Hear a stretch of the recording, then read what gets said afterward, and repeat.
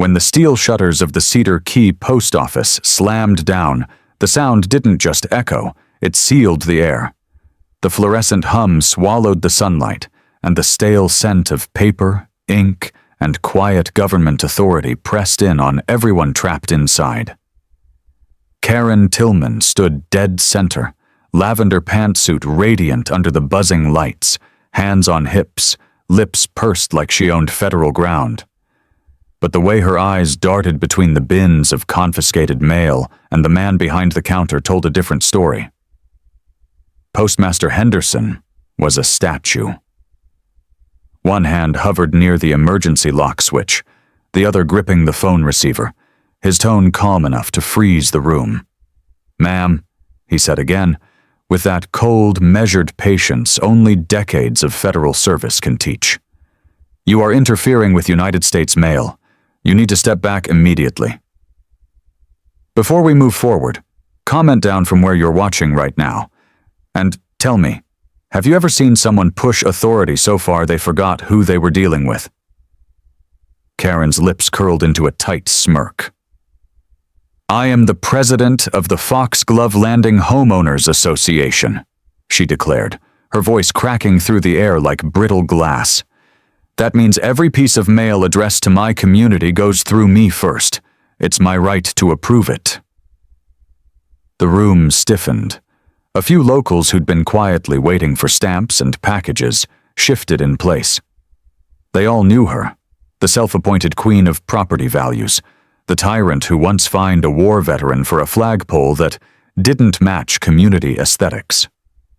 But now she wasn't standing in front of lawn decor violations or HOA bylaws. She was standing in front of the United States Postal Service, a fortress that bowed to no homeowner's ego. Postmaster Henderson didn't raise his voice. He didn't need to. "Ma'am, you're standing in a federal facility. This isn't an HOA meeting. You are unlawfully attempting to remove protected property from government custody." She laughed, that thin, shaky kind of laugh people use when they think their titles still mean something. "You don't understand how this works," she said, pointing at the bins. "If I don't approve the community mail, we lose control of delivery consistency. I'm helping." Behind her dolly stacked with gray postal bins, a husband and wife, Hank and Jane Flanders, stood shoulder to shoulder, quiet but watchful. Jane's phone was already recording, its little red light gleaming like a laser sight. She'd seen Karen's help before. The time Karen intercepted HOA dues checks to audit them. The time she plastered violation stickers on people's mailboxes. But this was different. This was federal. The silence between Henderson's words hung heavier now. Everyone could feel it. The tension of jurisdiction, of real law about to descend on small-town arrogance. Henderson's hand lowered the phone just enough for the click to echo. "The Postal Inspectors are on their way," he said, his eyes never leaving hers. Karen froze, the word inspectors sinking through her pride like ice water. She blinked once, twice, then lifted her chin. "You're making a mistake," she hissed. "I can have your job. My husband's on the county board." That line, that classic HOA Karen line, always came right before the fall. The post office door rattled against the locked shutter. The fluorescent light buzzed louder. In the far corner, a small girl clutching a pink envelope whispered to her mom, "Is she in trouble?"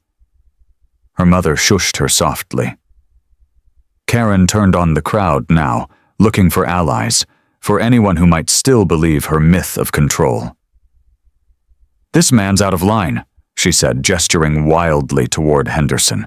"He's detaining me unlawfully. I represent—" "Enough," Henderson cut in, his voice slicing through her words. "You represent yourself, and right now you're representing a felony." That word, felony, cracked the air. Everyone knew what it meant. Mail interference, federal property, prison time. Karen's face twitched. The color drained, but pride held firm. She reached for one of the bins, a deep one packed with community mail, and pulled it toward her dolly. The scrape of plastic on tile echoed like a gunshot. Henderson stepped forward. "Don't touch that mail." She turned slowly, a spark of madness flashing behind her eyes. "I'm correcting a process failure," she said through clenched teeth. "If the post office won't respect authority, the HOA will take matters into its own hands." A voice from the back, Hank's, broke the stillness, deep, calm, steady. "Ma'am, that's federal property. Step away." Karen spun toward him, glaring. "And who are you supposed to be?" Hank didn't answer. He didn't need to. His badge, a small brass rectangle from his Army Corps days, glinted faintly from his belt. Jane's camera caught it all. The quiet man who built safe systems watching the woman who thought she could break them. The moment stretched. Everyone could hear the faint tick of the clock above the counter. Karen looked from Hank's calm stance to Henderson's unblinking eyes. Then, for the first time, she hesitated. Somewhere outside, a police siren wailed. Faint, distant, inevitable. Henderson lifted the phone again. "Yes, sir," he said. "She's still here. Bins in her possession. Attempted removal confirmed." Karen's composure cracked. She muttered something, too low to hear, and gripped the handle of her dolly tighter, knuckles whitening. Her face was red now, a deep, blotchy rage that burned through the last of her composure. And then she made her fatal move.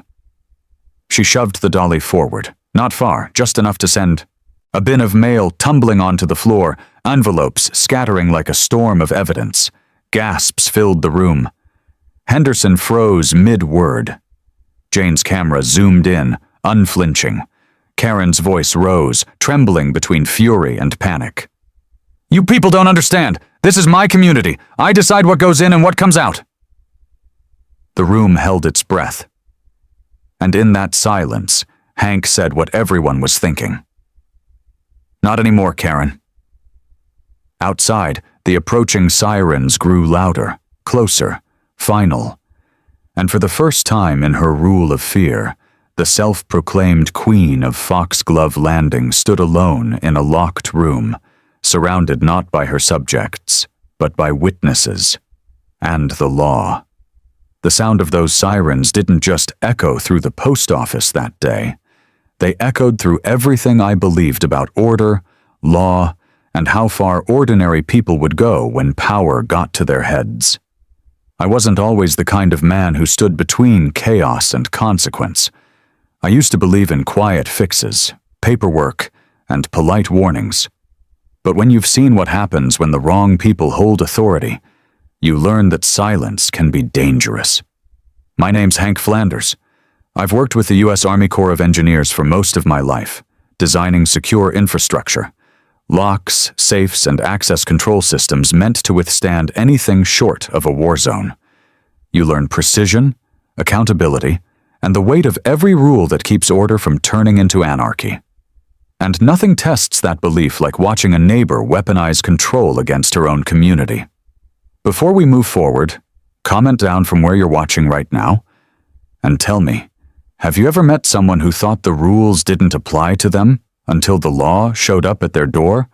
Foxglove Landing was supposed to be peace, a small coastal neighborhood tucked behind oak trees, with mailboxes that looked like miniatures of the houses they served. I bought our property a few years after retiring from active federal service.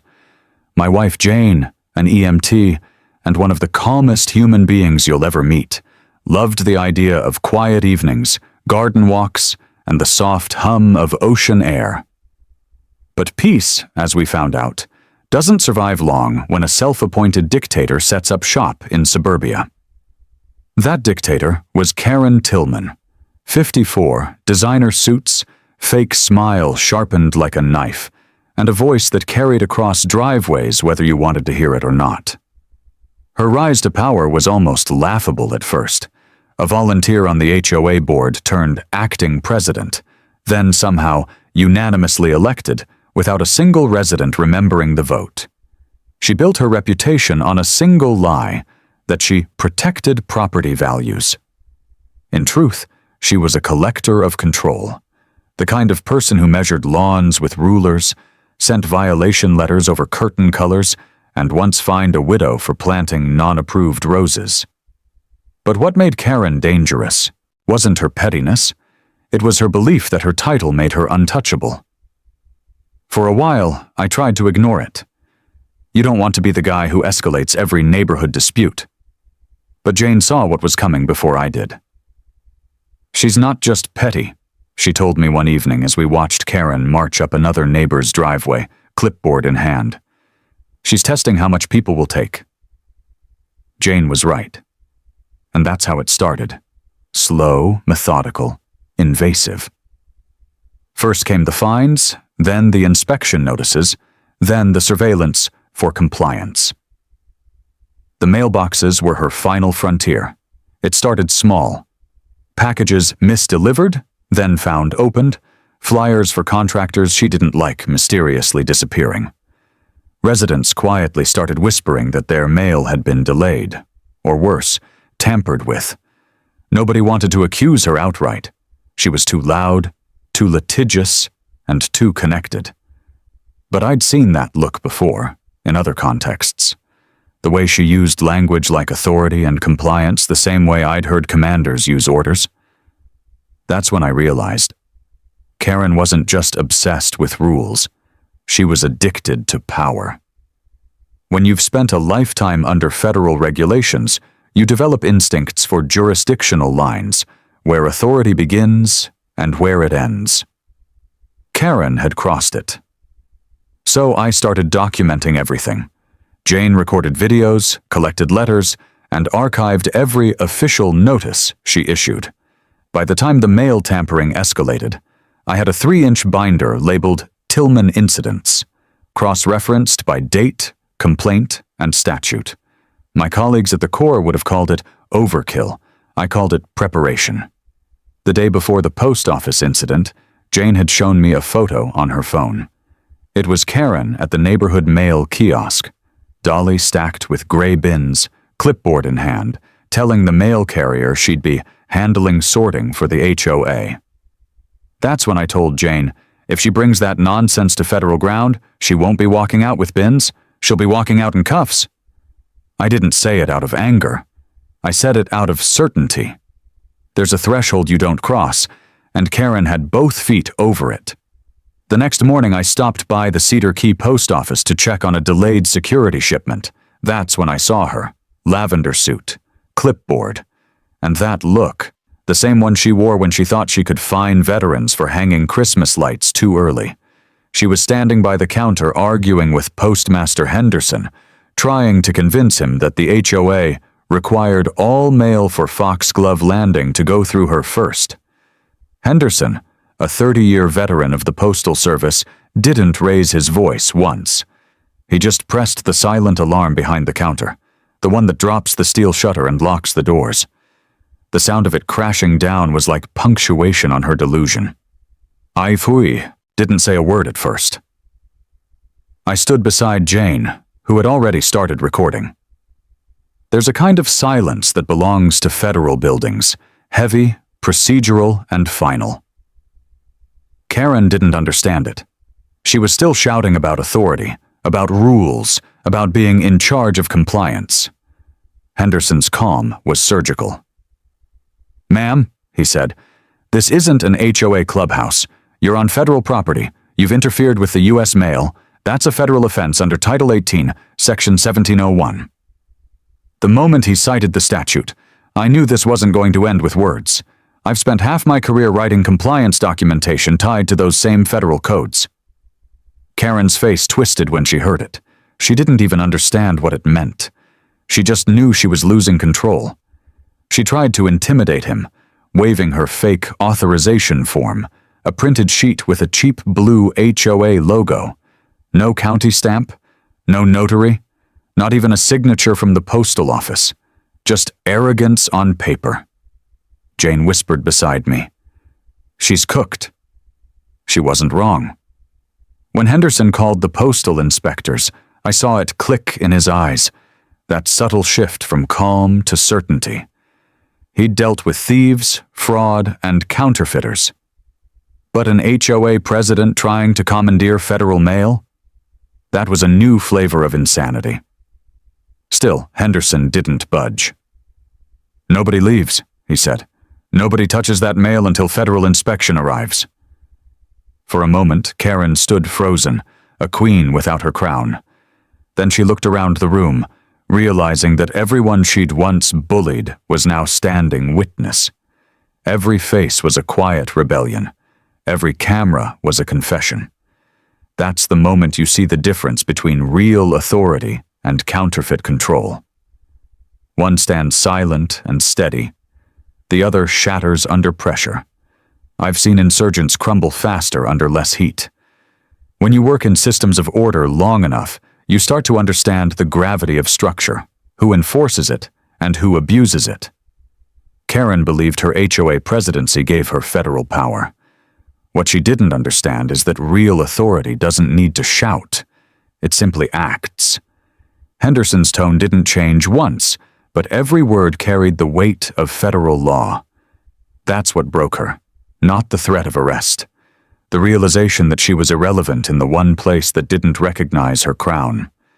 As the sirens neared and Jane's camera caught every second, I felt that quiet satisfaction that only comes when justice is finally closing in, not out of vengeance, but balance. For months, Karen had turned our neighborhood into her kingdom. But today, she was just another defendant waiting for paperwork. And when that shutter came down, I knew her rule was over. She just didn't know it yet. Karen Tillman didn't rise overnight. Tyranny rarely does. It starts as paperwork, small rules, tiny approvals, neighborly, smiles, until one day it's not about lawns or letters, it's about control. Foxglove Landing had been built as a quiet coastal community, 27 houses tucked behind oak canopies, a neighborhood built on the illusion of harmony. When Karen moved in, she brought that illusion to life, at least for a while. She smiled at the block parties, handed out flyers about preserving our image, and offered to streamline communication with the HOA management firm. Within 6 months, she'd replaced that firm entirely. Within a year, she was president for continuity. Within 2, she was the HOA. Before we move forward, comment down from where you're watching right now. And tell me, do you think most power-hungry people start with a plan? Or does it just happen the moment nobody pushes back? Karen was a case study in escalation. Her first move was charm. She hosted community meetings at her house, made everyone feel heard, and then took careful notes on who agreed with her. Those people became her board. She rewarded loyalty with favors, waived minor fines, endorsed minor improvements, invited them to her so-called president's brunches. But anyone who questioned her found their mailbox full of violation letters by morning. Her power structure was built on 3 pillars: fear, paperwork, and reputation. Fear kept people quiet. Paperwork made everything look legal, and reputation made outsiders believe she was a model of suburban order. She made it impossible for residents to argue without sounding unreasonable. "I'm just enforcing the covenants," she'd say in that polished, patronizing tone. What she never said out loud was that she wrote most of those covenants herself. Her corruption ran deeper than ego. She'd found ways to turn HOA policy into profit. Fines became a slush fund. Contractor bids were filtered through Friends of the Board. She owned stock in the landscaping company she mandated for the community. Every new rule, from fence color to mailbox style, put a little more money in her pocket. Nobody could prove it, not yet, but everyone felt it. The pattern was too perfect, too orchestrated. I'd seen manipulation like that before, not in neighborhoods, but in bureaucracies. Back in my core days, I'd worked on base management systems where one bad actor could bury fraud beneath 10 layers of official procedure. That's what Karen had done. She wasn't just running an HOA, she was running a small-scale machine of control. Everything revolved around her signature. When her harassment started touching federal boundaries, I knew something bigger was brewing. She'd gotten bolder over time, intercepting packages under the guise of community inspection, citing postal deliveries as unsightly, even threatening to fine residents for political mail she didn't like. Then came the intimidation. Residents who filed complaints found their driveways mysteriously blocked. Security cameras stopped working after HOA maintenance. A retired Navy veteran named Porter once told me, "She's not running a neighborhood, Hank. She's running an occupation." And he was right. Karen operated like a petty despot. She built her base with absolute loyalty. 2 board members who owed her everything. The Martins, a couple who'd been fined into bankruptcy before Karen swooped in with forgiveness in exchange for votes. They became her enforcers. They sat at every meeting, nodding in unison, backing every motion. The rest of the neighborhood just stopped showing up. You can't win against a rigged system. But even empires built on fear start to rot from the inside. It began when Karen went after the wrong person. A widowed schoolteacher named Mrs. Delaney received a notice one morning. Violation: unapproved porch lighting. The supposed offense? A single candle she'd left out in memory of her late husband. When the HOA fined her $200, she appealed. Karen denied it in writing. When the local paper caught wind of the story, Karen doubled down, calling it non-compliance with aesthetic uniformity. The story spread, and suddenly everyone saw what I'd been seeing for years. The line had been crossed. I watched her handle that PR disaster like a cornered animal. Instead of admitting fault, she filed a defamation complaint against the paper, which the county threw out within days. That humiliation hardened her.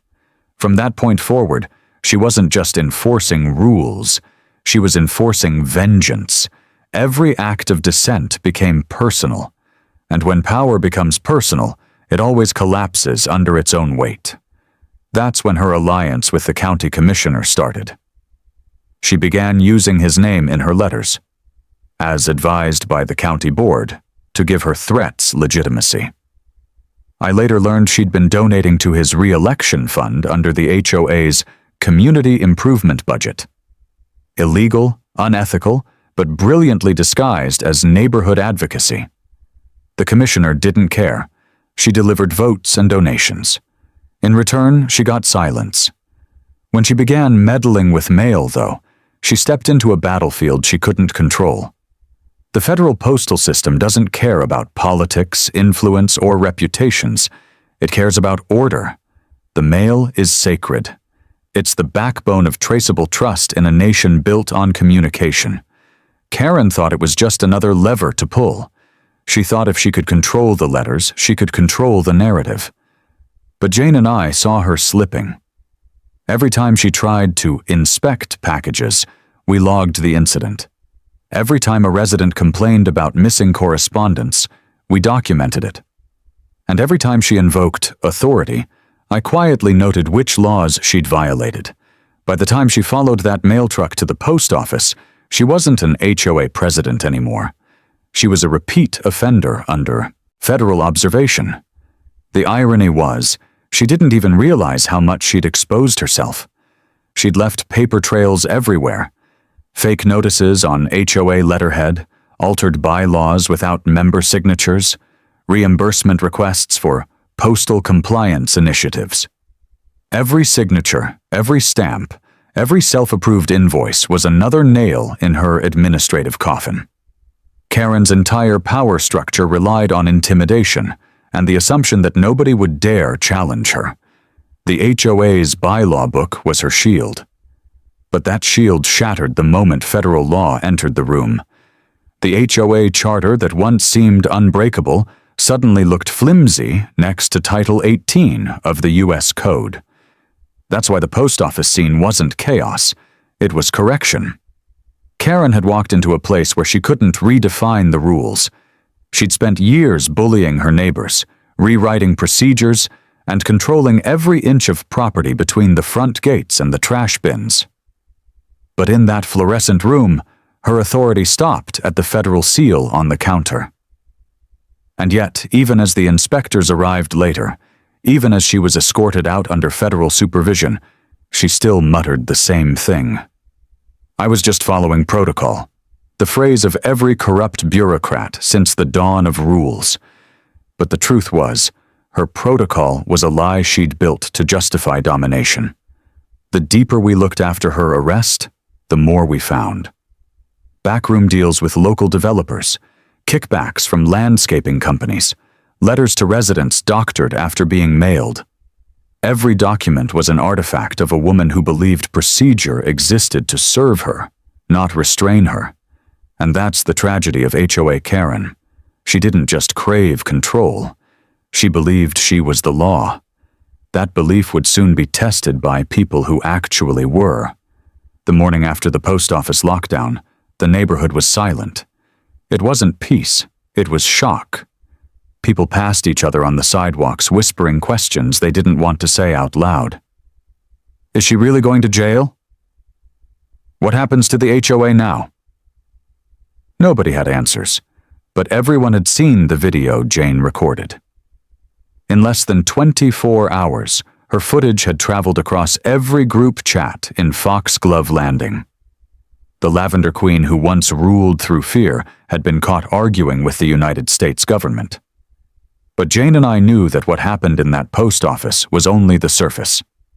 Karen's attempt to seize control of the mail wasn't a spontaneous meltdown. It was the tail end of a much larger operation, one built on forgery, hidden accounts, and a trail of violations so deep it reached past our little neighborhood. And I wasn't guessing.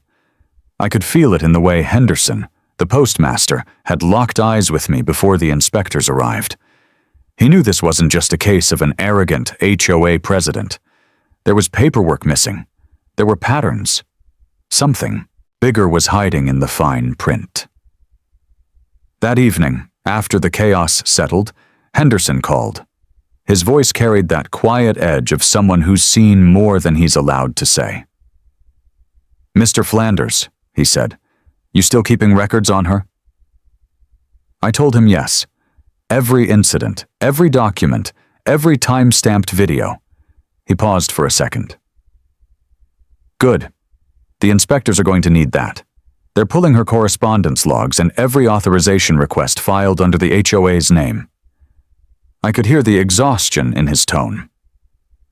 "You might want to look at your copy of her last community circular. The wording matches something we found in our database." After we hung up, I spread every document across my kitchen table. Violation letters, meeting notes, copies of notices she'd slipped under doors. Jane sat beside me with her laptop, pulling up digital versions for cross-reference.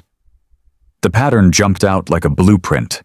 The same phrases repeated across multiple letters, in accordance with postal compliance regulations and as approved by the County Correspondence Board. The problem was, those entities didn't exist. "Karen created her own agencies," Jane murmured, scrolling through the files. "She made fake government bodies to sound official." That's when it hit me. She wasn't just tampering with mail, she was impersonating authority. That pushed her crimes from petty interference into felony fraud territory. She'd used the postal system as camouflage for her own schemes. And if she'd gone that far, it meant she was protecting something bigger than fines or mailboxes. Before we move forward, comment down from where you're watching right now. Have you ever seen someone so obsessed with power they built fake titles to justify their actions? By midnight, we'd built a timeline that stretched back 18 months. It started with her first mail-based compliance notice, then escalated into intercepted correspondence, fake return-to-sender labels, and newly discovered mail hold orders filed without resident consent. Henderson was right. It all matched the structure of a postal record, but not the official formatting. These were imitations, deliberate and dangerous. The next morning, 2 unmarked sedans parked outside our house. When the agent stepped out, I recognized the insignia immediately, the U.S. Postal Inspection Service. The man introduced himself as Inspector Davies, tall, quiet, with the steady calm of someone used to confronting criminal intent disguised as bureaucracy. The woman beside him, Inspector Rohr, spoke with the precision of a surgeon. "We're here about Ms. Tillman," she said. "We believe she's been using forged correspondence to manipulate mail routes and intercept communications." Jane handed them the binder and her flash drive. "It's all documented," she said. "We've been tracking her for months." Rohr flipped through the binder, nodding slowly. "You two did more work than most municipal investigators," she said dryly. "This will help us build the federal case." Davies pointed to one of the letters. "This phrase right here, Correspondence Oversight Act, that's made up. No such statute exists, but she used it consistently. That's how forgers get caught. They reuse their own lies." Jane smirked. "So she plagiarized her own crimes." Davies didn't laugh. "People like her always do. It's about control, not intelligence." Over the next week, the inspectors built a web. They subpoenaed the HOA's accounts, the local post office's delivery logs, and Karen's personal correspondence records. What came back was a bureaucratic nightmare. Dozens of letters had been intercepted or delayed. Several pieces of mail addressed to residents never arrived because Karen had filed community mail audits using fake forms. Each form carried the HOA's logo, a copied signature from an old county document, and the detail that sealed her fate, a forged postal watermark. That's when Davies called it what it was: counterfeit federal documentation. It wasn't just fraud, it was a direct attack on a federal process. And the moment you do that, you're no longer just an annoying neighbor, you're a federal defendant. But what they found next reframed everything. Inspector Rohr discovered a digital trail, an email chain between Karen and a domain called Green Meadow Consulting. Attached were scanned invoices labeled Postal Compliance Service, $8,000, $12,000, even $20,000 payments from HOA funds. "She's laundering through consulting fees," Rohr said, eyes narrowing. "Classic small-scale embezzlement disguised as community management." I'd seen this kind of setup before: dummy accounts, vague service descriptions, repetitive billing cycles. It wasn't sophistication. It was arrogance hidden under paperwork. Karen assumed nobody would check. But when you misuse postal correspondence to move money, every envelope becomes evidence. Jane and I were invited to the inspector's local field office to go over our findings. The building was gray, federal standard architecture, concrete, glass, and purpose. Inside, everything smelled like toner and cold coffee. We spent 3 hours with Rohr and Davies piecing together Karen's structure: the HOA treasury siphons, the false authorizations, and the forged federal seals. They called it what it was: an organized scheme to impersonate a government entity. By the end of the meeting, the inspectors had a working theory. Karen hadn't just been controlling mail out of ego. She'd been intercepting correspondence tied to property records and bank statements. It was part of a broader plan to hide financial discrepancies from the homeowners. And she almost got away with it, until she dragged her fraud into a federal post office. When we left that building, Jane said something I'll never forget. She built an empire out of envelopes. It sounded poetic, but she was right. Every power Karen wielded came wrapped in paper and printed ink. She didn't need soldiers. She needed signatures. Over the next month, the inspectors coordinated with county auditors. They found that Karen had been rerouting HOA correspondence to a private P.O. box, the same one she used to funnel consulting payments. The key was traced back to her personal set of keys, found in her car after the post office arrest. That one discovery connected everything: the mail interference, the fake authorizations, and the money trail. Then came the hammer. A federal warrant. I was there when they served it. It was early morning, dew still on the lawns. The inspectors and 2 sheriff's deputies rolled into Foxglove Landing in unmarked vehicles. Karen's car was still in the driveway. The blinds were closed, but she must have seen the flashing lights reflected in her windows. When they knocked, she opened the door with her usual arrogance, robe tied tight, lips pursed in disbelief. "This is harassment," she snapped. Davy's tone never changed. "Ma'am, this is a federal search warrant under Title 18. Step aside." She tried to argue. Of course she did. But this time there was no room for her vocabulary of dominance. Her voice cracked when she saw the inspectors walk straight past her into the living room.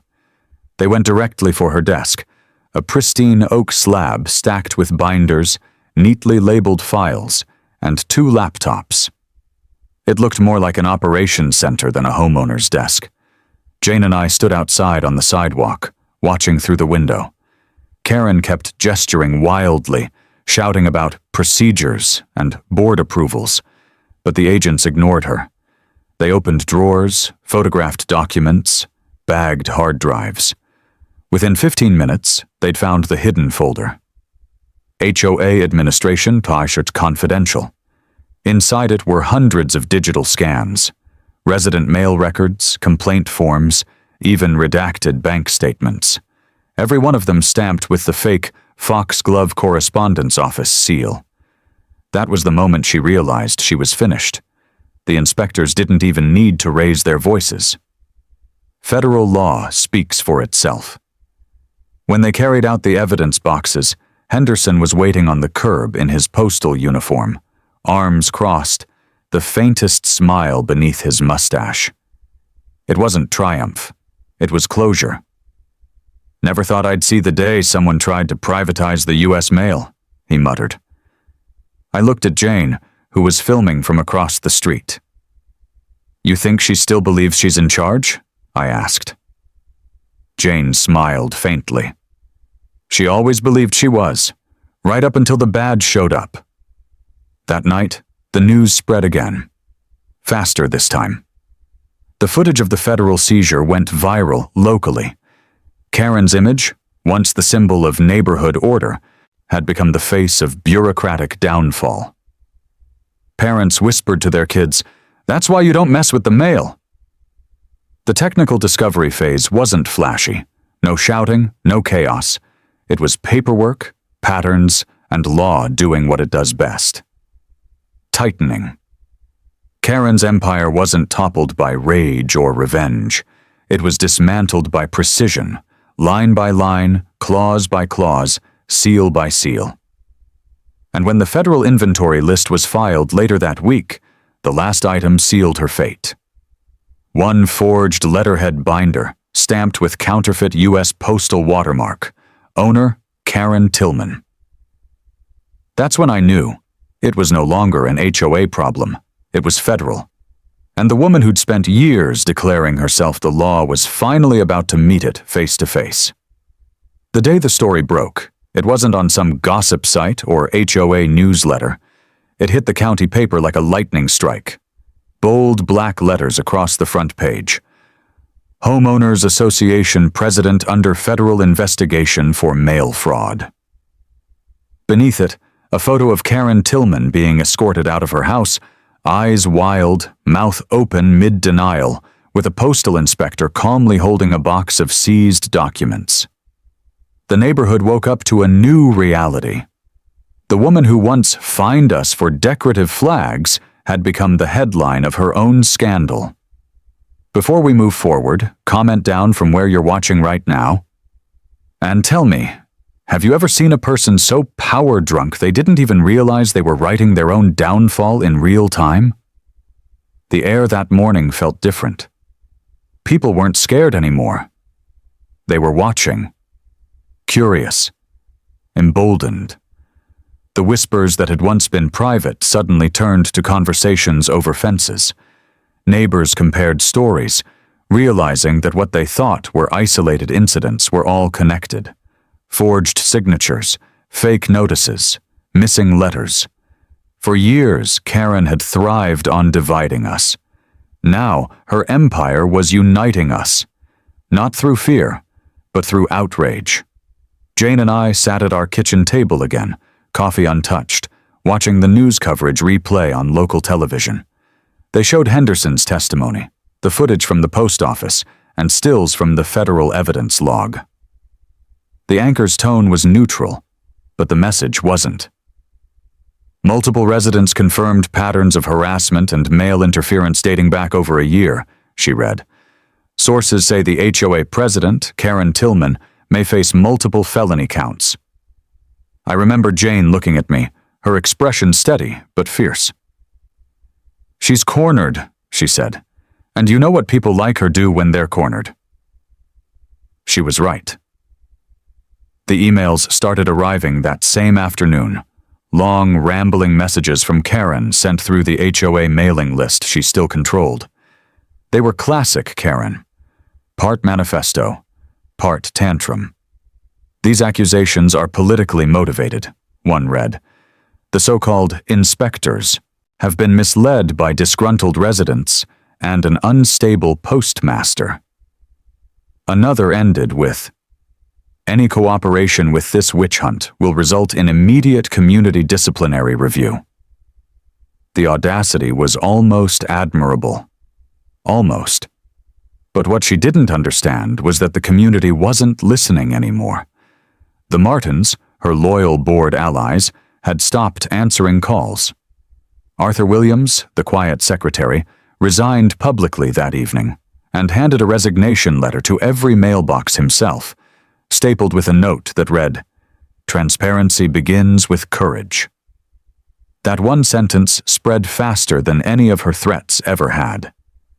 Then came the confrontation she didn't plan for, the emergency HOA meeting. She called it, thinking she could clear her name.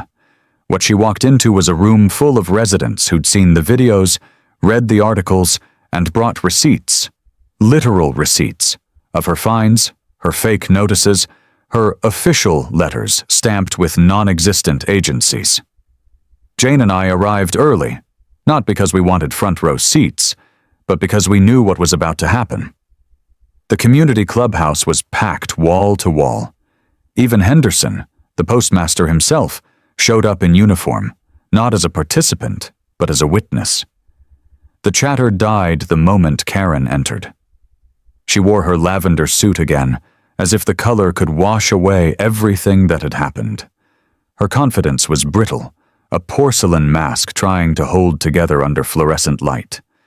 She started her speech like she always did, calm, controlled, patronizing. "There's been a great deal of misinformation circulating about recent events," she said, voice tight. "I want to assure everyone that our HOA remains functional and in compliance with all governing laws." The irony nearly made me laugh. Then Henderson stood. "Ma'am," he said flatly, "you were arrested on federal grounds. Compliance is no longer your jurisdiction." A ripple of quiet laughter moved through the crowd, not mocking, just relieved, the sound of collective realization. Karen's smile twitched, but she pushed forward, pointing toward Jane and me. "These two," she said sharply, "have been spreading lies to discredit me. They've been conspiring with outsiders." That's when Jane, calm as ever, stood up with her phone in hand. "You mean these outsiders?" she said, pressing play on a video clip. Henderson's voice filled the room from her recording, clear, official, undeniable. "Ma'am, you are interfering with federal mail. That's a felony." The room went still. No yelling, no chaos, just the quiet crush of proof. Karen tried to talk over it, but her words dissolved into noise. Residents started shouting questions, demanding refunds, explanations, answers. She snapped, "You're all ungrateful. Without me, this place would fall apart." That was her final mistake. Because someone, I don't even know who, shouted back, "It's already falling apart, Karen. You're just the last piece left standing." And that's when everything unraveled. Over the next few days, the HOA imploded. Board members resigned one after another. Bank accounts were frozen pending the federal audit. The local paper released another follow-up confirming the existence of a shell company called Green Meadow Consulting, registered under Karen's maiden name. Payments from the HOA treasury matched the exact totals on the federal invoices seized from her home. Every transaction was traceable. Every lie documented. It wasn't just financial corruption. It was identity theft of trust. She'd used the HOA seal to validate her delusion of authority, and now that seal was evidence. The federal inspectors began interviewing residents one by one. Jane and I were among the first. They wanted every detail, from the missing letters to the day she tried to seize those mail bins. The interviews weren't casual. They were transcripts of accountability. But what really ignited the confrontation wasn't the investigation. It was the media. A week after the arrest, a local news crew showed up at Foxglove Landing. They wanted footage of the community at the center of a federal mail fraud scandal. They parked right outside Karen's house, cameras pointed at her front lawn. That's when she made her biggest public mistake yet. She stormed out onto her porch, screaming at them to leave, waving an old HOA charter like it was a badge. "This is private property," she yelled.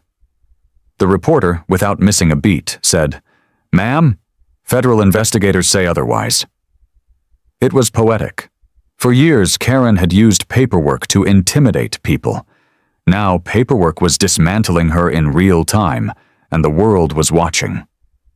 Within hours, footage of the incident hit social media. Comments flooded in. Disbelief, laughter, outrage. Neighbors from surrounding communities chimed in with their own stories of HOA overreach. Karen had become the face of suburban tyranny, a symbol of what happens when unchecked authority meets federal law. But while the world watched the spectacle, Jane and I kept working quietly with Inspector Rohr. The inspectors needed help cataloging how deep Karen's interference went, and we had the documentation. Each new discovery added weight to the case. Fake postmaster signatures, altered delivery logs, and copies of letters she'd written to the county clerk pretending to act as liaison for postal oversight. Every one of them was a confession wrapped in arrogance. Rohr called it the illusion of power. Karen believed that as long as her paperwork looked official, nobody would dare question it. And for a long time, she was right. But the moment real authority stepped in, that illusion shattered. By the time the federal indictment was unsealed, the list of charges read like a career obituary. Mail interference, document forgery, embezzlement, identity fraud, obstruction of justice, and harassment under color of authority. Each one a layer of the empire she built, and each one crumbling beneath the weight of her own signatures. The neighborhood changed after that. You could feel it in the air, lighter, freer. People started decorating again. Flags reappeared. Kids played in the cul-de-sacs without worrying about compliance reports. Henderson became something of a local hero. His calm defiance at the post office had turned into legend. Jane's video hit 100,000 views in a week. And me? I just kept watching from my porch, knowing this wasn't over yet. Because Karen Tillman wasn't done fighting. She still believed she could talk her way out of federal charges. But what she didn't know was that her next audience wouldn't be a neighborhood meeting. It would be a courtroom. And the only people she'd be addressing were a judge, a prosecutor, and the law she thought she could control. The headlines faded after a few weeks. But the real war began where cameras couldn't reach, inside the courthouse and across layers of bureaucracy Karen had once weaponized. While the neighborhood was still catching its breath, Jane and I were already sitting in a windowless conference room downtown, across from the same federal inspectors who had brought Karen down to size. The energy in the room was quiet but razor-edged, like the calm before a controlled demolition. Inspector Rohr opened her binder. "We're going to make this airtight," she said. "No procedural loopholes, no narrative for her to spin." Her voice was calm, but surgical. Inspector Davies was standing by the window, arms folded. "We're filing 3 federal counts," he added. "Mail interference, impersonation of federal authority, and document forgery. The financial crimes go to the county court. Embezzlement, misuse of community funds, and tax evasion. She'll try to play the victim, but we've got timestamps, forensics, and digital signatures. Before we move forward, comment down from where you're watching right now. And tell me, do you think people like HOA Karen ever realize it's not revenge chasing them, but the consequences they created themselves? We weren't just witnesses anymore. We were part of the case." The inspectors wanted us to testify, not about emotions, but about evidence. Every letter she sent, every document she filed, every fake ordinance she used to intimidate her neighbors. My old discipline from my years in federal service kicked in. Meticulous note-taking, structured recall, no speculation. The truth didn't need color. It only needed clarity. Karen's defense tried to paint her as misguided but well-intentioned. Her lawyer claimed she was simply overzealous in her civic duties. But the investigators dismantled that facade in minutes. They projected her fake documents on a courtroom screen. The counterfeit, postal seals, the falsified inspection letters, and the invoices from Green Meadow Consulting. One by one, Rohr narrated the evidence like an autopsy of corruption. Each page was a wound, each signature self-inflicted.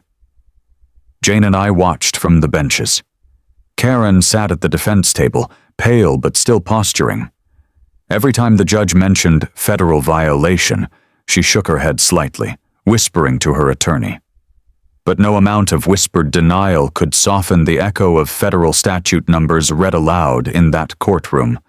For once, her voice wasn't the loudest in the room. After the second hearing, the prosecutors asked if we'd help organize a statement to the community. Something factual, transparent, to help restore trust after years of manipulation. Jane drafted it that night. Her words were simple but sharp. Accountability isn't vengeance, it's maintenance. Just like a neighborhood, justice needs upkeep. Henderson read that line twice before nodding. "That should go on the courthouse wall," he said quietly. But the real retaliation wasn't public. It was structural. The HOA's charter was suspended pending forensic audit. Every contract Karen had ever signed was frozen. The county began tracing all her board-approved payments. What they found was staggering. Over $80,000 diverted through her shell company under administrative expenses. Landscaping invoices billed 3 times over. Phantom security patrols that never existed. She'd turned a neighborhood fund into her private account, and she would have gotten away with it if she hadn't pushed her power one step too far and touched the mail. That's the thing about arrogance. It always overreaches. While the legal gears turned, the inspectors met with me again to review something new, a file recovered from Karen's personal laptop. It contained spreadsheets of every homeowner's private data, names, phone numbers, payment histories, even annotated notes like compliant or problematic. It was the anatomy of control, the system she'd used to target people who questioned her. The moment Rohr saw it, she said flatly, "That's evidence of intent. And intent is what turns misconduct into a crime." The Department of Justice stepped in next. When federal agencies join, it's never dramatic, it's efficient. Letters went out to every affected resident explaining the situation, how to file restitution claims, and how to testify if needed. The neighborhood's silence turned to unity. We weren't angry anymore. We were methodical. That's how revolutions start, not with fire, but with form. Meanwhile, Karen was unraveling publicly. Her once flawless posture in court was replaced by panic. Her allies abandoned her. The Martins sold their house within a month. The commissioner who'd taken her donations denied ever knowing her.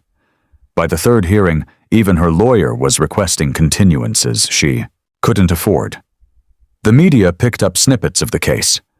Local HOA president faces federal mail fraud charges. But they missed the deeper story. This wasn't just about mail.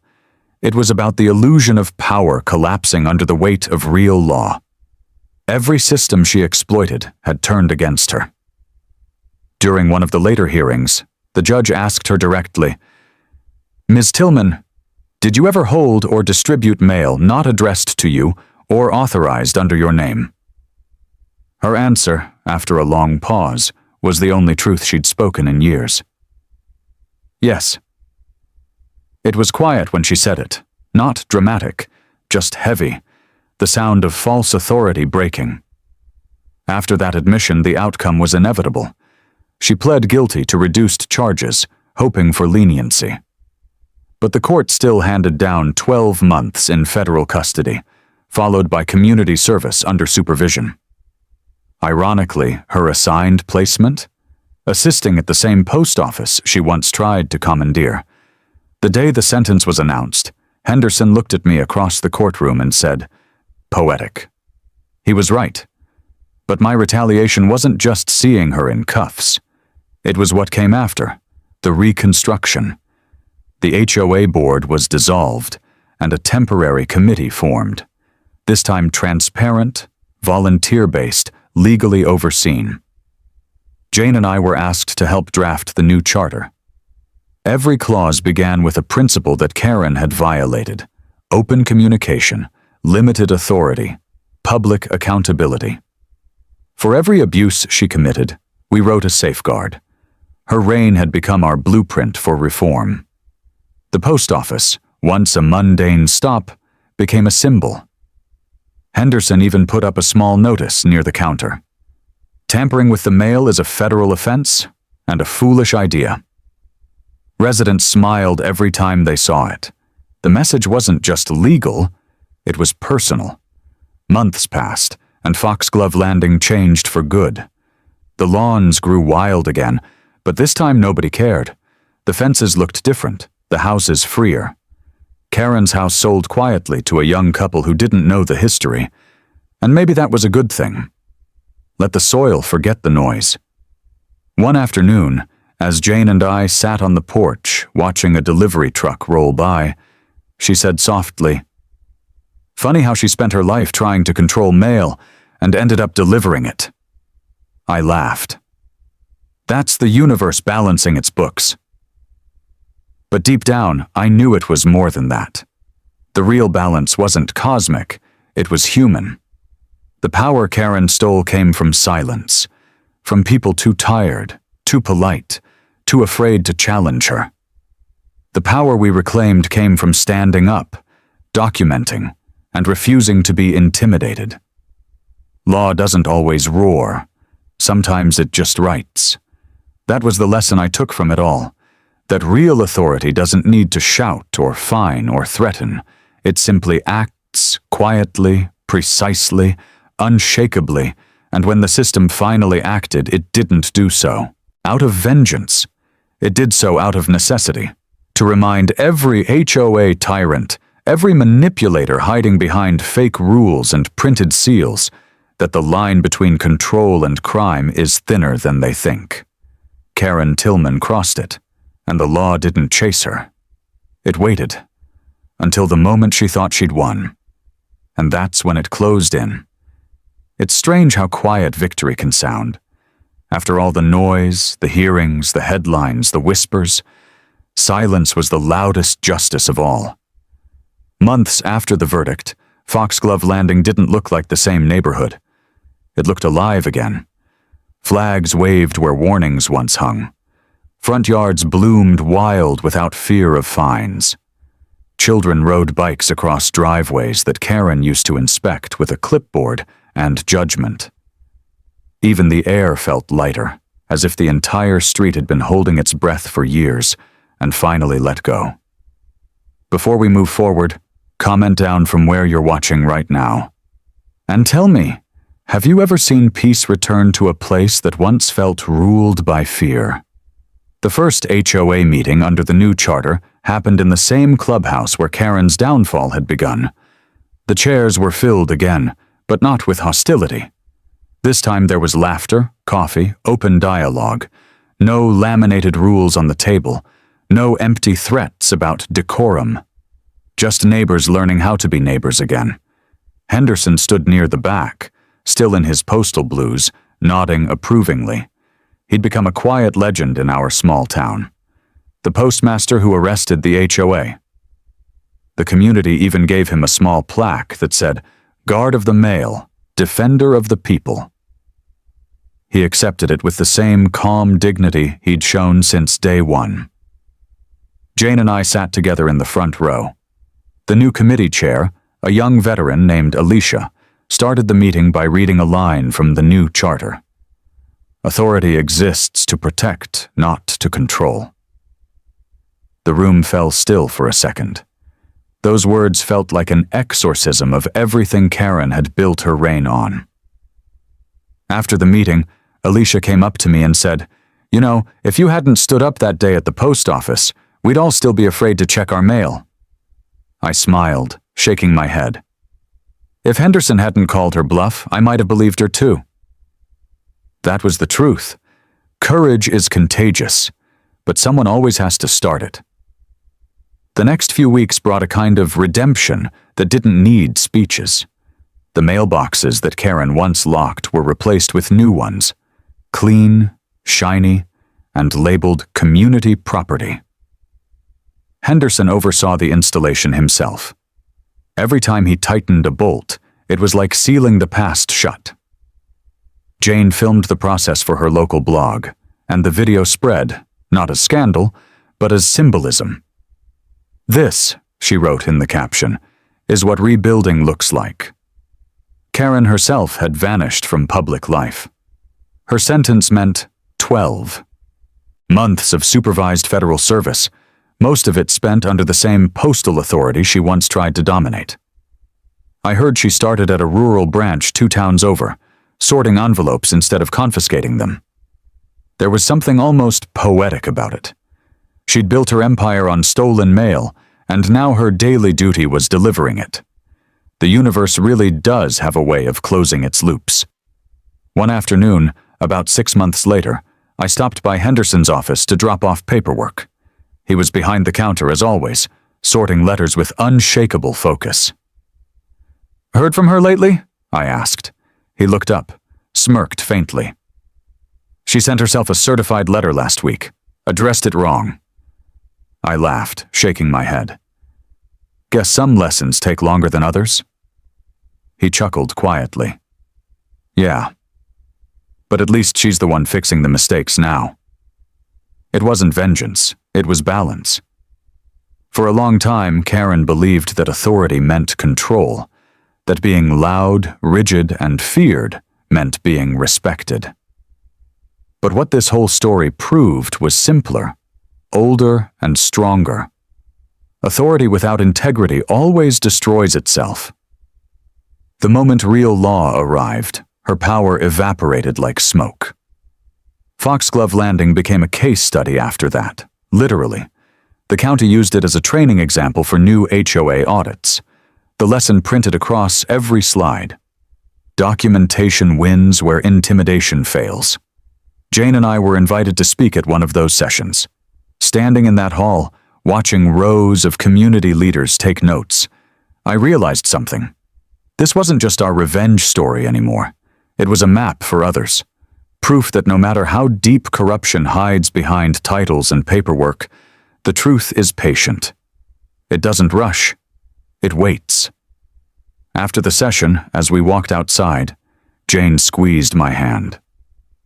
"You ever think about what would have happened if we hadn't filmed her that day?" I shook my head slowly. Then she'd still be running this place, and people would still be too scared to get their mail. That night, I sat on the porch again, the same spot where it all began. The cicadas hummed low. The mailbox stood at the end of the driveway, its flag down, peaceful. I thought about how something so small, a mail slot, a letter, a simple act of delivery, could become the battleground for control. Karen tried to own communication itself, but in the end, communication is what destroyed her. The truth spread the way it always does, quietly, persistently, unstoppably. The new HOA charter passed a clause that still makes me proud every time I read it. No governing member shall ever interfere with personal correspondence, communication, or property access under any circumstances. It was named informally around town as the Tillman Clause. Irony never forgets its targets. The final chapter came 1 year later when Henderson retired. The whole neighborhood came to his farewell gathering at the I-4 post office. Even the mayor showed up. When it was my turn to speak, I looked at the man who had stood his ground against chaos and said, "You reminded us that not all heroes wear badges. Some just guard the mail." He smiled and replied, "Sometimes doing your job is rebellion enough." As the sun set behind the brick building, I realized the story was done. Not just for us, but for every neighborhood that ever thought they were powerless. Hoakaren tried to control letters, symbols of connection, communication, and trust. She weaponized them, forged them, twisted them into her armor. But the moment she tried to claim what wasn't hers, the same system she pretended to represent turned on her. That's the thing about the law. It's slow, but it's sure. It bends toward those who stand, not those who shout. When people ask me now what justice felt like, I tell them this. It didn't sound like sirens or applause. It sounded like mailboxes opening again, one by one across the street. Letters sliding home, unafraid, unclaimed by anyone but their rightful owners. And that, to me, was the loudest victory of all.